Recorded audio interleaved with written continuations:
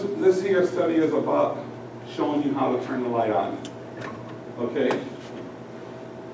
You stub your toe in the dark, but if I show you where to turn that light on, from now on, if you stub your toe because you didn't turn the light on, whose fault is that? No. My wife's, because she moved the furniture and didn't tell me. Oh, I actually have a story about that I can tell you sometimes. So, anywho,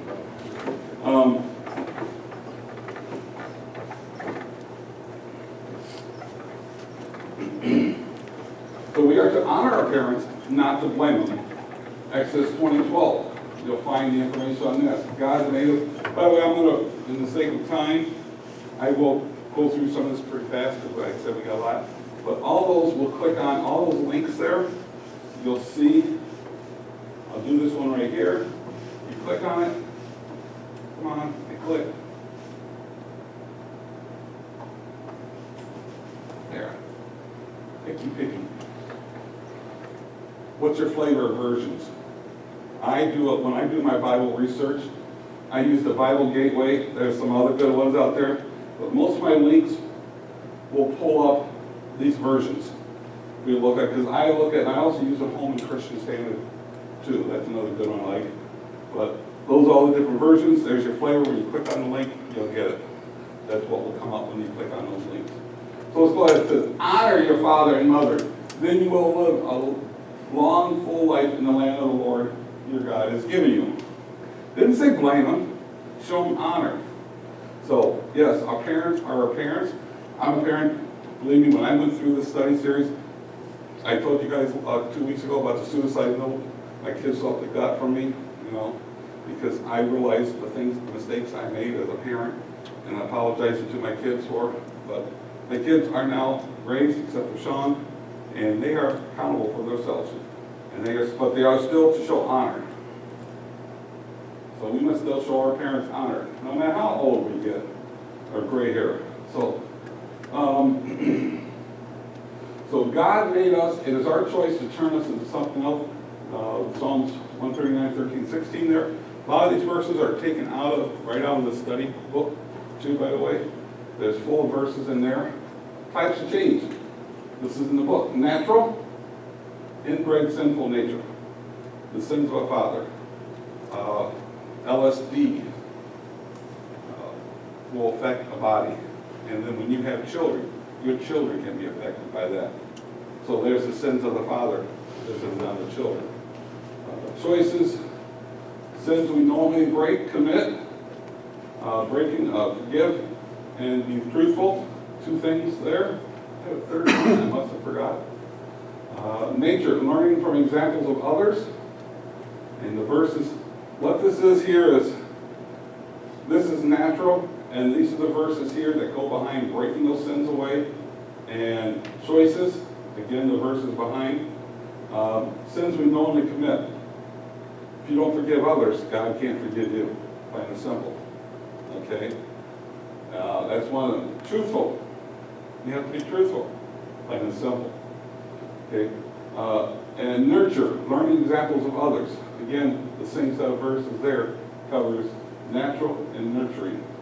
So those are the verses you can look later at. Again, you have this in your email. If you don't, make sure you see me. So, and then break and change with prayer and devotional time. This part is so key.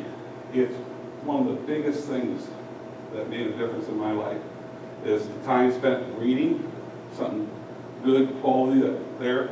Is that with any addiction or lifestyle choice, if you take something out, you got to vacuum there. You got to have something to put back in there. Okay? And if you're fighting addictions or some choices in life, if you spend more time meditating the Word, reading something along the line that is scriptural based and that, you'll find that you're going to find an easier time fighting those battles. And who knows, may God may heal you from that problem, affliction right then and there too.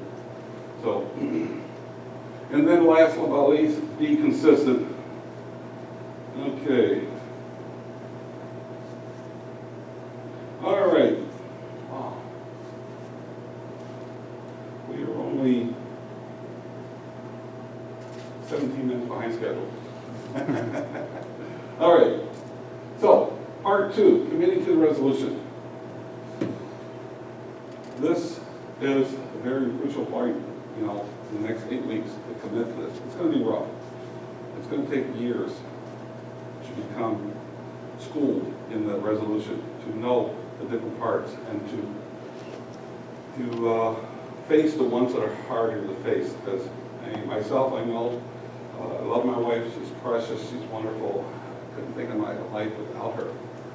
But when you got two people living together, sometimes they got different ideas of doing things. And in the passiveness that, you doubt me? Now, I just saw the expression, been there, done that? So, but sometimes there's different ways in that, and sometimes, I know myself personally, sometimes just like, okay, I don't want the confrontation, whatever. Well, we can't be passive in our role. And if it's a color of what paint, choice of what color of paint to do, whatever. But if it's a choice of whether or not we go to church or not go to church, then that's something where a man needs to step up in his role and be the spiritual leader of the family and say, yes, we're going to go to church. Yes, we're going to study. Yes, this is going to be a godly house. Yes, it's for me and my house, we will serve the Lord. Those are the things we got to pick and choose our battles on, but we are to not be passive in our role. Okay, so the part 2, committing to the resolution, chapter 4 in the book. All right, before we jump on, did anybody have any thoughts on chapters 1, 2, 3 when they read through it? I know I'm doing a lot of talking today, but after this, we're going to be more interactive. Any questions? Did you speed read that yet? All right. Okay, we'll move on then. All right, part 2. Part 2 covers chapter 4. Session 1 in the Bible Study Guide, BSG, is I Resolve, which covers chapter 4 and 5 in the Resolution for Men book. Okay, so you should have your session 1 open because we're going to start going through it in this book. Okay, chapter 4 in the Resolution for Men book is resolved to be a man of responsibility. I do solemnly resolve before God to take full responsibility for myself, my wife, and my children. That's about as heavy as a marriage vow. To love, to honor, to cherish your wife. Okay? And then resolve to lead your family. I will love them, protect them, serve them, and teach them the Word of God as the spiritual leader of my home. Again, it's defining the role of a man, as you were saying that we don't have as much today as we used to, which is in decline. And it's all based on Joshua 24:15. And it seems evil to you to serve the Lord. Choose for yourselves the day whom you will serve, whether the gods which your fathers served that were on the other side of the river, or the gods of the Amorites, in whose land you dwell. But as for me and my house, we will serve the Lord. That's what it comes down to. And that day, Joshua was standing front. Moses since passed on, and Joshua was in charge of the people of Israel. And he said, this is a make or break moment. This is what he was saying to the people of Israel. As for me and my house to serve the Lord, if you're not going to be part of that, you'll be gone, basically.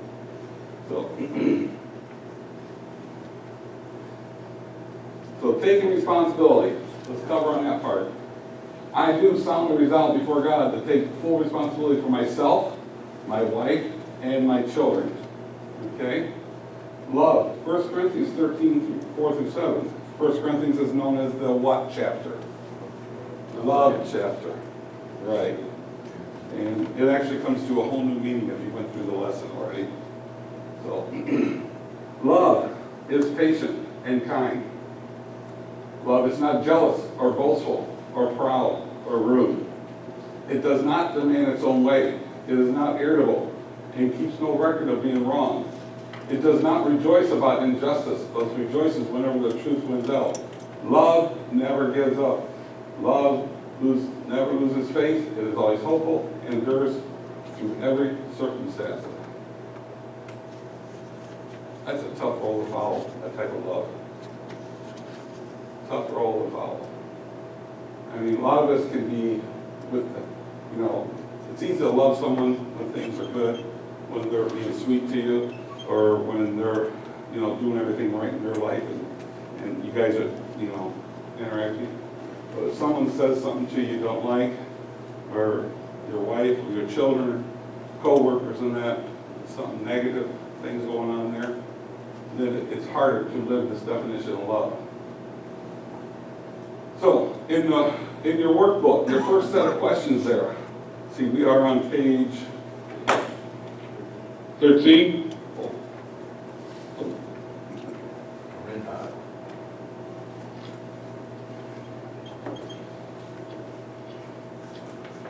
I'll let you guys know a little secret. These are my answers up here. These are not answers out of some handbook. These are all my answers. So, as I said, you guys will get to know me quite well in the next 8 weeks. So, yes, page 13. So, the first question there we cover is concerning love, your family, you're pretty decent at doing what? I put up there, patient, hopeful, not giving up, and provider.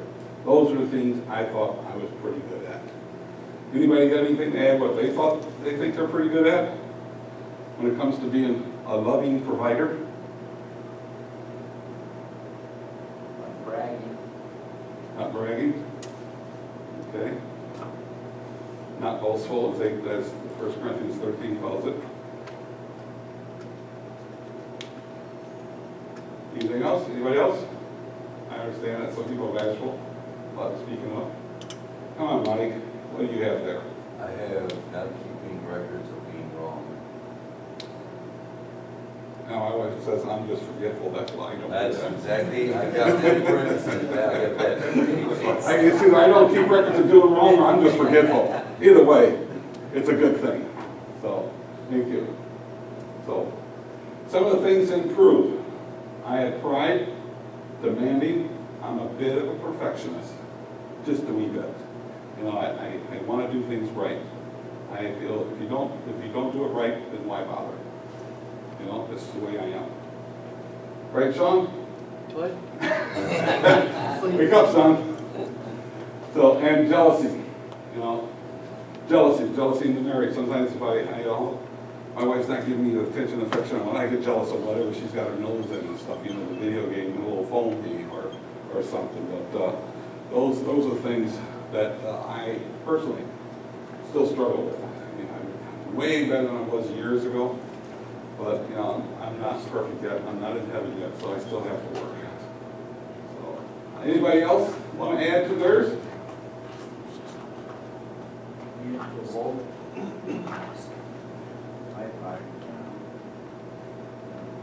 People say something and then you just, you know, you want to get after them right away. And sometimes you do and sometimes you have to get it.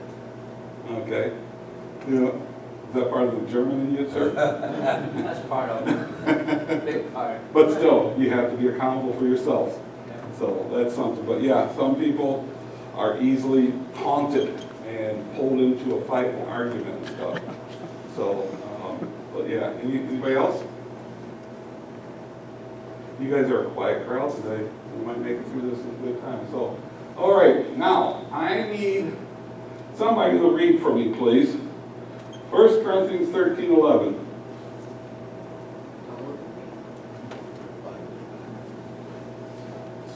Any volunteers? Come on. Go ahead. Thank you. When I was a child, I talked like a child, I thought like a child, I reasoned like a child. When I became a man, I put my childish ways behind me. Think about that for a moment.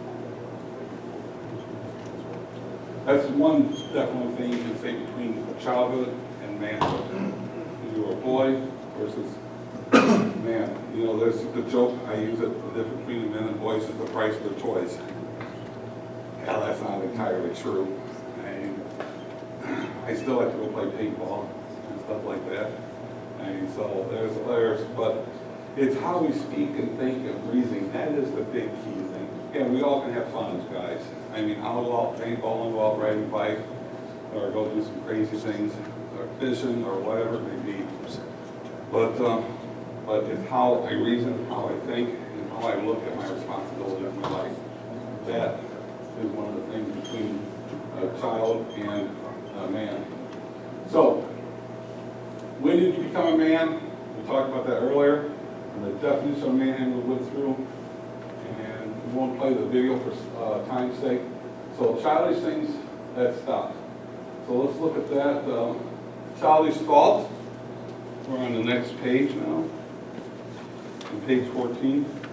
Just a moment on that, because we said at the beginning, a lot of the things we've done is we've learned from our parents. Yes. And so I've been critiqued, I'm rude because I don't phone because I get involved in something and I don't call home and I'm ready or home for dinner. I don't say the things that I show the things as was mentioned here. And I get critiqued for being rude, but that was a learned behavior from me.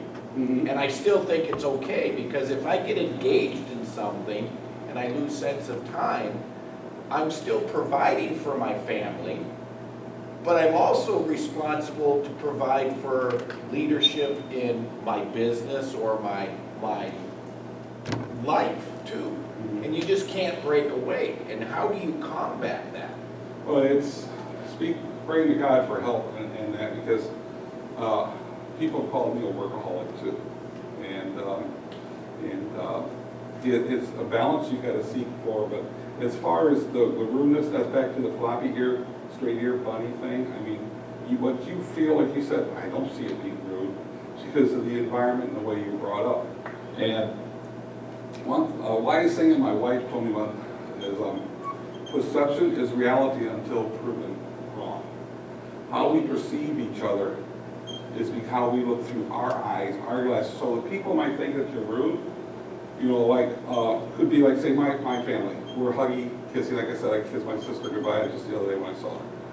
And some people may think that's weird because they grew up in a family where, like, from across the room, okay, see you later, from across the room. They didn't want to get close.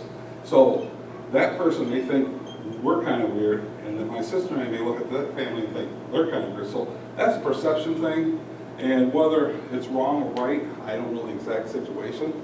But as far as the balancing of the time, I mean, you've got to go look at yourself, and one of the sayings that I had to beat myself over the head is, I work to live, I don't live to work. That's one of the sayings I beat myself over the head with, is I work to live, I don't live to work. You know, I was a manager at one time of 20-some people, and when I took some time off, I had to leave it there. Now, a sign of a good manager, a good business runner, and that is if you disappear, the team still functions. That's a sign of a good leader, because you got the people in place. So, and I mean, I myself, I used to think that I was always needed there, and I had to be part of every little thing. That's micromanaging. You don't want to. You want to feel like you're always needed and everything. I know I do. That's part of the things in the past I've had to work on. Is always feeling wanted to be part of everything, not realizing.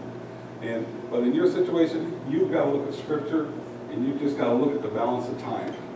You know, 10, 12 hours a day max should be dedicated to work, I think, unless circumstances. I work in IT, and sometimes I work around the clock, and that's fine because my job calls it. But I take the next couple of days and make up for it. I work less hours. I try to keep that balance. It's our duty as a role. There's sometimes we got to bust our butt and work around the clock for our job. A pipe breaks in your house. You got a leaking water pipe. Are you going to go to bed? Or are you going to fix it and do whatever it takes? And whatever you're going to do that night, you're going to make up for it later. So it's a balance. It may not all be 8 hours a day at work, 4 hours of family time, 8 hours sleep, or whatever. It's not that every day, but over long, the average is a balance. So that's what you got to look at, is balancing things out. It's tough because a man, us men, I'm guilty of it. I know you got a thing like right there. Us men are so guilty about feeling our net worth in our job at workplace, in the type of job and what we do. I love carpentry. I love doing things like that. because it's nothing. Yeah, I made that. Ooh, I'm rock, yeah. You know, when we do things like that, because it's a reflection of ourselves. So that's why as men like to, you know, take so much pride and want to work so hard at their job, because we get the recognition, a lot of us, more there than we do from our own family too. And that's another reason it pushes us to work harder at work. So it is a tightrope in a lot of situations as far as the work, but you've got to look at the balancing. That some days you're going to be required to work extra, but those other days you aren't. You make sure you use that time to spend with the family, that make up and keep things on the average. And then as far as the strange things, you've got to look the Word of God and what's going on there. I don't know your life, and just like I said, some people may think what my family does, we hug and kiss each other, is strange. I think it would be strange not to. So yes. I think it's also how you handle the situation. Like if people are thinking that you're rude by, you know, working late or whatever, or however you speak, I think it's how you handle the situation. So it's kind of like when you discipline your kid. If you just spank them and say, I told you not to do that, and then move on, how are they going to learn from that mistake? You spank them, you told them what they did wrong, you do it in love, and then you move on. Then they grow from that. It's kind of the same thing. Like, you know, if you tell your family, look, I have to work late this week, there's nothing I can do about it, there's things going on at work, I'm sorry, I'm leaving you out at dinner time or whatever, we'll make up for it. Maybe that weekend, instead of going fishing or golfing or whatever, you spend your time with your family, like Kevin said, you make up for it in other places. That's part of like being, well, you're a leader in your house, but it's part of being a leader, as part of being a parent, there's sacrifices you make on your end for your family's sake. So like if you do have to work, I know there's times at work too, like I have to work overtime. Okay, well, now something else has to suffer for that. So what do you make suffer? Do you go fishing or golfing instead and make your kids suffer? Or do you say, okay, well, this week I'm not gonna fish or golf or whatever, I'm gonna spend more time with my family instead? It's all on how you handle it. You gotta talk to them instead of just saying, well, this is what it is because I say so. Tell them, look, work is tough this week, I'm staying late, I apologize, I'll make up for it, and then don't default on your promise, you know, follow through on your promise. Right. So perception is you care more about your job than you do them. So how do you change the perception, I think is the president. Well, not all of us have blessed in my years of doing that. Like Mike said, you got to change things up. I would be able to work late at night because I do IT work. I can work when people are sleeping and do things. Not everybody's got that privilege. They have to interact with people during the day or whatever. So you've got to look at perception. You got to definitely look at the guy in the mirror. There's no ifs or buts about it, because that guy in the mirror is going to have a bias at the situation. And we've got to look, is there possibly another way? You know, is there a better way to handle this situation? Pray in it and pray on it. I mean, I don't know the specific details you guys are talking about, but you got to pray on it no matter what, and ask God for the answer. I mean, if work is demanding, you know, some of us, I've been in demanding situations, and I don't want to go talk to my boss. He may get rid of me because I'm not cutting the cheese. You know, 9 times out of 10, not that kind of cheese. You know, not making hay. Okay, but you know, I've had situations where the boss says, "I was wondering when you were going to ask for help."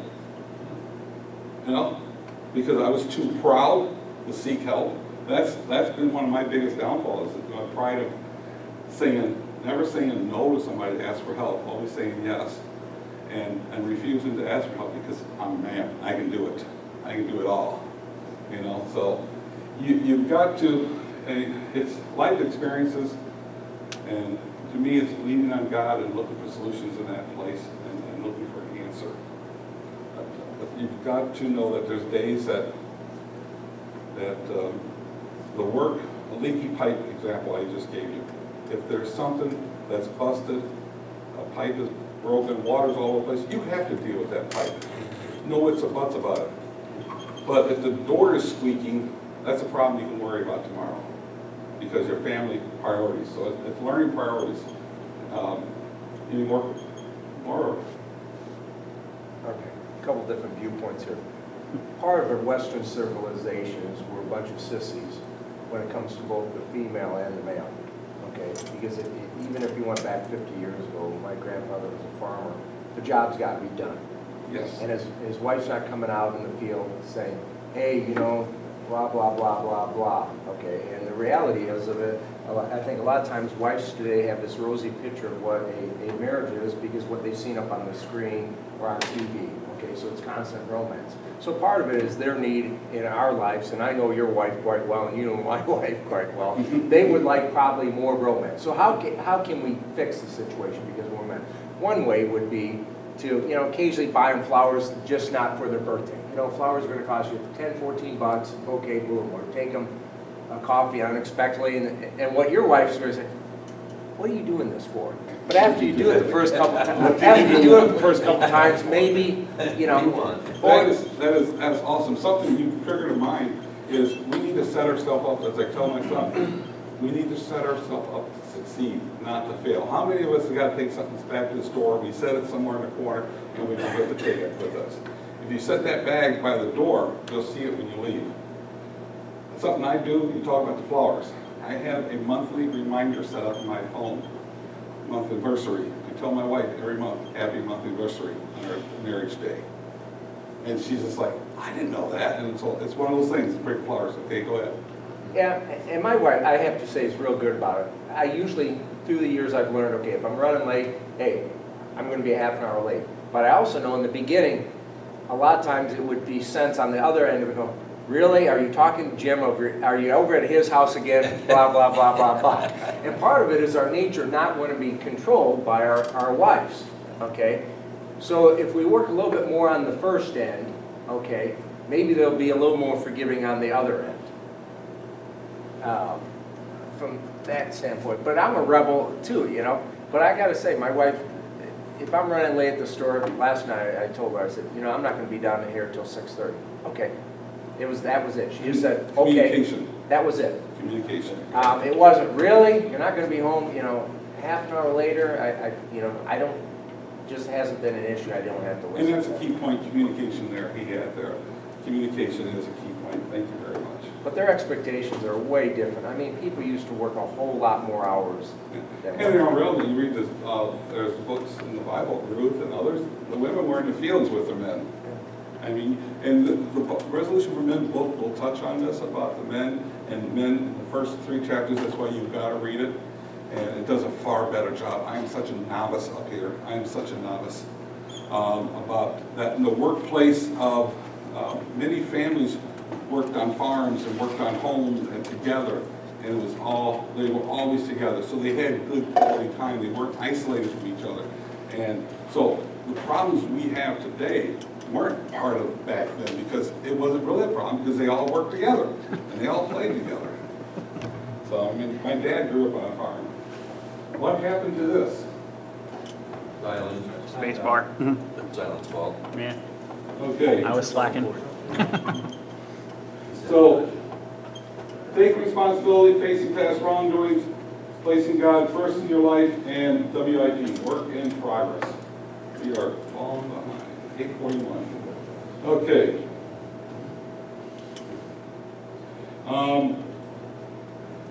Continue back to the book. We got a little off track there. That always happens with this stuff.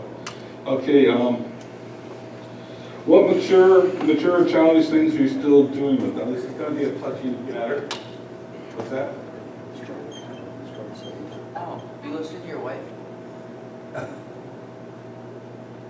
Maybe not the way she likes me to listen sometimes. I listen to her, I hear her out, but sometimes I don't agree with her. Take, for instance, the fence I have around the backyard. Talk about what can destroy, and honey, if you're listening, watch this online, it is what it is. We wanted the fence in our backyard. Big Mike knows about this story. And I wanted the fence in the whole backyard for our dogs to have plenty of room to run and play. My wife wanted just a kennel, that way we put them outside, they have a place to go potty, and that's it. Because there was less work and she didn't see the vision I saw. You know, the dogs would run and play and stuff. And you would have thought that she found, that was another woman type of issue. I mean, how many guys have been there? Such a little deal, you are in the doghouse, you know? And so I wanted to put the fence around the yard, the whole yard. And so I listened to my wife's reasoning to that, and I said, no, no, no. So, I mean, it was difficult. It's one of these times I had to step up. I mean, yeah, I could have took the easy way out. One, made my wife happy, do what she wanted, exactly the way she wanted. And two, far less work to put up a 12 by 15 kennel than a 150, 200 foot by 150 foot chain link fence, cement poles and everything's in the yard, in the ground. It was a lot less work to do what she wanted to do. But I knew what was best in the end. And so talking, and I did take some of her ideas in the way I put the fence in, because my side yard was like a minefield with utilities going down through it, and it would have been real fun digging those holes for those posts. And I had to rearrange my plan, but yeah, it can be a battle in times and that, and doing this, and these things, sometimes you don't listen to your wife per se the way they want you to. But yes, I do listen to her, but I just don't always do what she wants. But we are to listen to our wives. That is scripture. We have to at least listen to our wife and hear them out, because God will speak to us through them. No ifs or buts about it. Okay. Okay. Any other things I had there? Start doing, meek, patient, more loving, summing up, throwing up. I need to always strive to be more like God, to be a reflection of Jesus Christ, the man who walked this earth and was a perfect living example of what a man is to be. That's some of the things I personally strive and look for in my life. Anybody got any thoughts they want to add to that?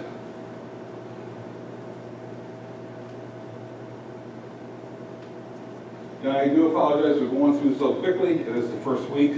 Like I said, in the past, I've done these 2 weeks, spent 2 weeks on each lesson session.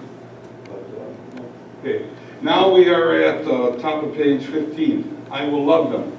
I will love them, protect them, serve them, and teach them the Word of God as the spiritual leader of my home.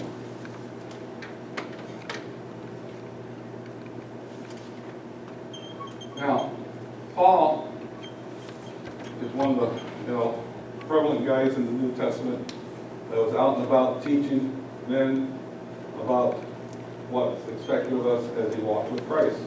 And he was a first person.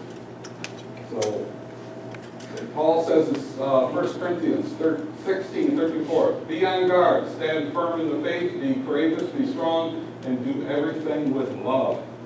That is the kicker there, do everything with love. If you go back and look at 1 Corinthians 13, what love is, we are to do everything with love. We are to fight with somebody with love. Disagree, argue with love. No, not that.